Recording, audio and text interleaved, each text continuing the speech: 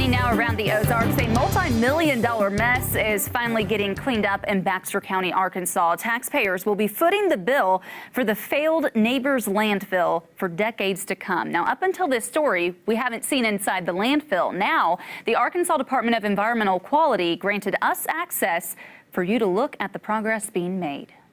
Improvements being made one scoop at a time. It's been 5 years. We closed it with the problems intact, or actually worse. Since garbage was last dumped in the overfilled Nabors landfill. Somebody's got to pay for it. The group picking up the tab is the Arkansas Department of Environmental Quality. The price tag, $13 million.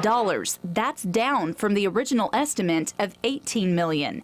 The ADEQ started properly closing the bankrupt landfill in May. Weston Lee is the project engineer. Currently, the Nabors project is about $25,000 under budget. As far as being on time, we're actually ahead of schedule by almost a week and a half.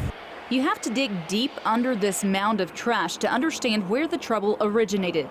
The landfill was overfilled, breaking a barrier at the very bottom that separates the soil from water with heavy metals, any other trash that happened to be in the leachate.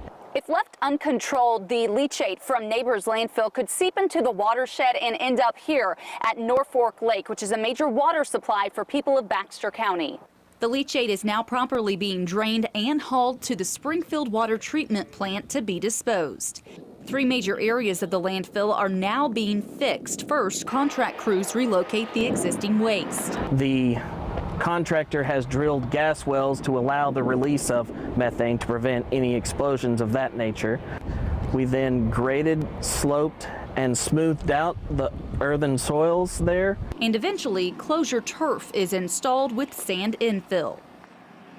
Now, the problem at Nabors landfill was inherited by the Ozark Mountain Solid Waste District, which includes 6 counties in Arkansas. Everyone who lives in that district will have to pay back the ADEQ for the work being done now to properly close it. So that means if you live in Baxter, Boone, Carroll, Marion, Newton, or Searcy counties, you'll soon pay a yearly fee of $18 until the $13 million debt is paid off.